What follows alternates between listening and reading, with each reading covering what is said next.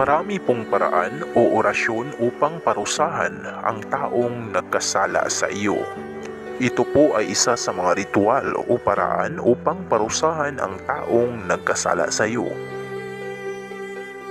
Ang karunungang ito mga kapatid ay magagamit ninyo upang makaganti sa mga taong may atraso sa iyo o mabigat ang kasalanan, lalo na sa mga taong nanloko sa inyo at nagpaluha, at mga taong sinaktan lamang ang iyong damdamin.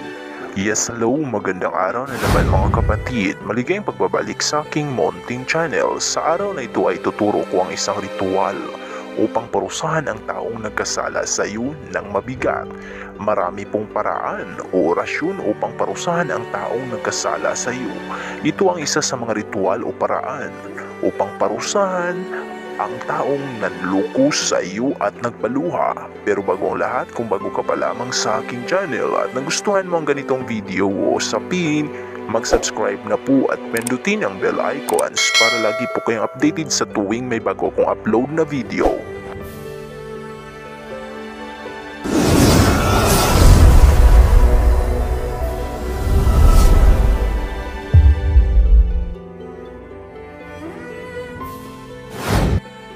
Ang karunungang ito ay magagamit ninyo upang makaganti sa mga taong may atraso sa iyo o mabigat ang kasalanan, lalo na sa mga taong nanloko sa inyo at nagpaluha, mga taong sinaktan lamang ang iyong damdamin. Mabisa po ang karunungang ito mga kapatid.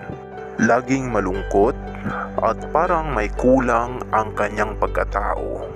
Lagi siyang napapaluha at maya-maya po ay nagpakita ang iyong mukha at lagi niyang naisip ang iyong pangalan.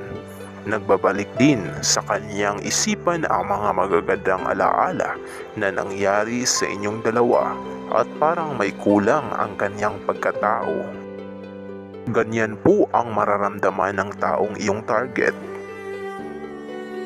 Simple pero mabisang paraan po ito mga kapatid upang makaganti tayo sa mga taong nagpaluha at sinaktan lamang ang ating damdamin at para makonsensya po sila. Para lamang po ito sa mga taong nanloko sa inyo at nagpaasa at sinaktan lamang ang damdamin. Isang beses lang po ito gawin kapatid. Ito po ay sa araw ng Biyernes lamang.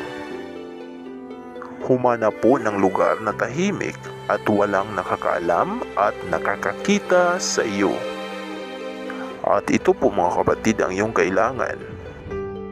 Kumuha lamang po ng kanyang larawan ng target.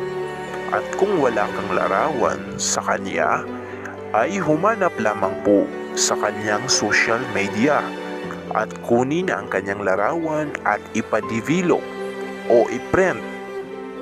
At pagkatapos ay kumuha ka ng 3 piraso ng iyong buhok at ilagay po ito sa isang bote. Kahit anong bote basta may takip. At pagkatapos mga kapatid ay ilagay po ang larawan ng target at ang iyong 3 piraso na buhok sa isang bote. At pagkatapos ay lagyan po ito ng langis ng niyog. Isang basong langis ng niyog ang ilagay sa isang bote na may larawan ng target at ang iyong 3 piraso na buhok. Pagkatapos mga kapatid ay ilagay po ito sa ilalim ng iyong higaan gabi-gabi upang nasa ibaba palagi ang iyong ginawang ritual para sa kanya. At pagkatapos ng 2 linggo ay pwede na pong kunin ang buti. Maaari po ninyo itong ilagay o ibaon sa lupa ang buti kung gusto po ninyong pangmatagalan ang bisa. At kung gusto niyo po lamang na pang ilang araw lamang po ang bisa, ay pwede naman po ninyo itong itapon agad sa malapit na ilog sa inyong lugar. Doon po sa umaagos na tubig. Malakas po ang ritual na ito kapatid. Gawin lamang po na walang pag-alinlangan at walang makakakita sa iyo. Hanggang dito na lamang po mga kapatid. Kung may katanungan o suggestions, mag-comment lamang po sa ibaba.